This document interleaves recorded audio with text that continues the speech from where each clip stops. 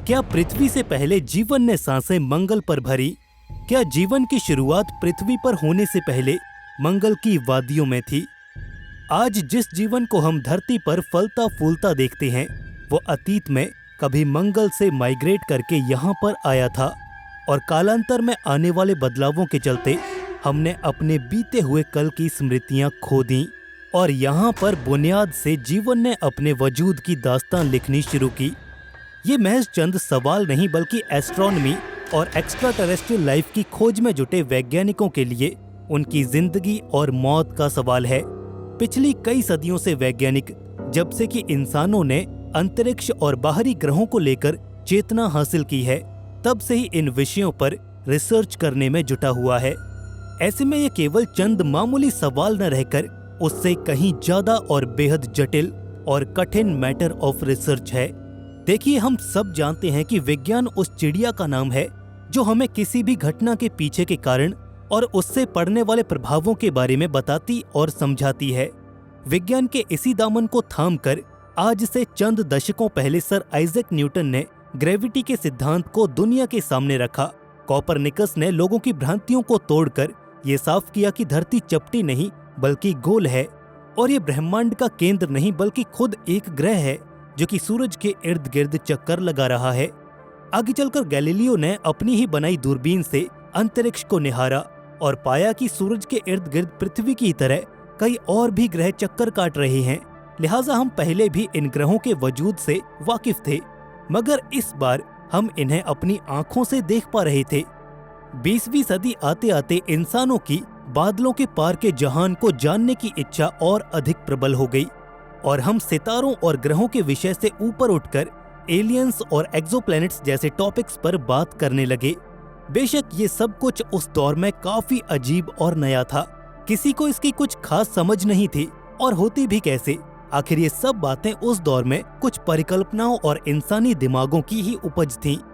मगर आज जब हमारे पास ये आधुनिक टेक्नोलॉजी मौजूद है, आज जब हम ये बखूबी जानते हैं कि इस अनंत ब्रह्मांड में जाहिरी तौर पर जीवन सिर्फ धरती तक ही सीमित होकर नहीं रह सकता है, हर हालात में धरती के अलावा भी अन्य कई ग्रहों और चंद्रमाओं पर जीवन मौजूद हो सकता है। ऐसे में हमारी निगाहें अक्सर सौरमंडल के चौथे ग्रह मंगल की ओर मुड़ जाती हैं।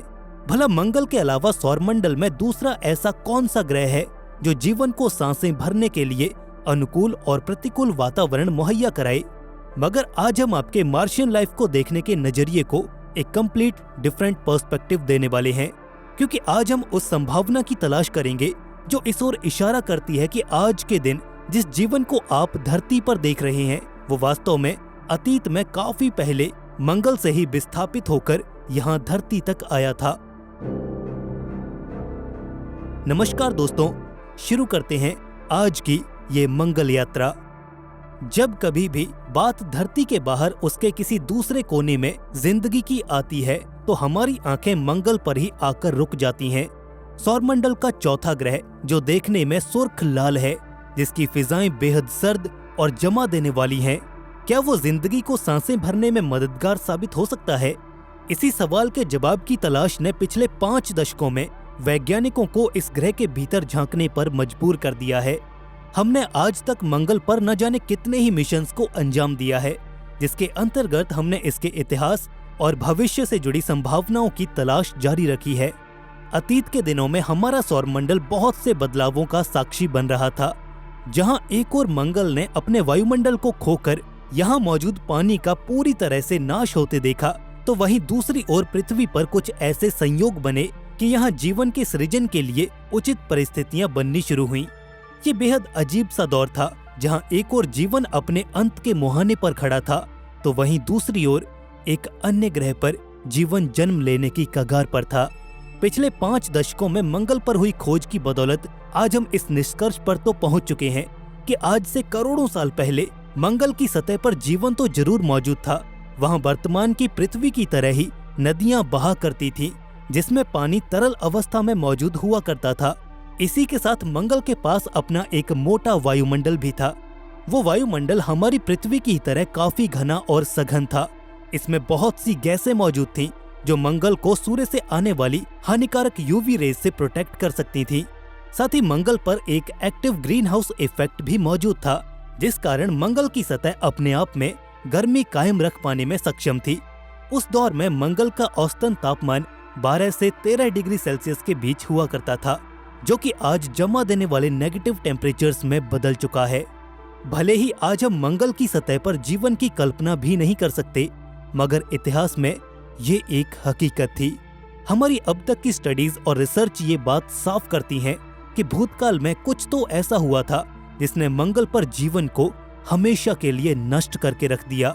यूं तो मंगल पर खत्म हुई जिंदगी को समझाती बहुत सी परिकल्पनाएं मौजूद हैं, मगर उनमें से सबसे लॉजिकल है ये सोलर फोटॉन्स इनफिल्ट्रेशन थ्योरी, जिसके अनुसार आज से करीब 400 करोड़ साल पहले, जब सौरमंडल की उम्र महज चंद करोड़ साल की ही थी, तब अचानक एक रोज सूर्य से घातक रेडिएशन और यूवी फोटोन पार्टिकल्स की एक आंधी उठी।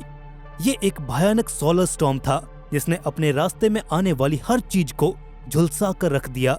सूरज से निकलने वाले प्लाज्मा के ये चार्ज्ड पार्टिकल्स जब मंगल के बाहरी आवरण यानी कि उसके वायुमंडल से टकराए तो उसके भीतर तक जा पहुंचे, जिसके बाद वायुमंडल को बहुत क्षति हुई। मंगल ग्रह का वायुमंडल पूरी तरह से सुराखों से भर गया, जिस कारण अचानक मंगल की एटमॉस्फेरिकल डायनेमिक्स में बदलाव आए। सतह से प्रेशर रिलीज होकर स्पेस में जाने लगा, जिसके चलते पूरे ग्रह के तापमान में एक इमेंस चेंज देखने को मिला। इवेंचुअली इस घटना का नतीजा ये रहा कि मंगल की सतह से सारी हीट और तरल पानी का नाश हो गया। इस बीच इस बात की आशंका भी बेहद प्रबल है कि पानी से जुड़े जीवों ने इसी क्षण दम तोड़ दिया होगा। हमारी समझ के अनुसार एंशिएंट मार्स पर बहने वाली नदियों और झीलों में सबसे पहले जीवन का उदय हुआ होगा। ठीक उसी प्रकार जैसे आज से करीब 370 करोड़ सालों पहले यहाँ धरती पर सबसे शुरुआती लाइफ फॉर्म्स ने जन्म लिया था। अगर हम मंगल और पृथ्वी पर जीवन की मौजूदगी के समय को साइड बाय साइड देखेंगे तो पाएंगे कि वास्तव में धरती पर जीवन का उदय तब हुआ जब लगभग मंगल पर जीवन खत्म होने की कगार पर था, संयोगवश या किसी खास वजह के चलते। मगर इन दोनों ग्रहों पर जीव के जन्म और मरण का समय लगभग एक सा ही है। इन दोनों घटनाओं का सीक्वेंशियली एक ऑर्डर में होना मात्र एक संयोग नहीं हो सकता। यही ख्याल जब अपने जहन में रखकर वैज्ञानिकों ने अपनी खोज आगे बढ़ाई तो उन्होंने मंगल की सतह पर तैनात क्यूरियोसिटी रोवर की मदद से एक 300 करोड़ साल पुरानी चट्टान, जो कि एक सेडिमेंट्री रॉक थी, उसमें ऑर्गेनिक मॉलिक्यूल्स पाए। इससे पहले भी मंगल पर क्यूरियोसिटी ने मीथेन के ट्रेसेस को डिटेक्ट किया था।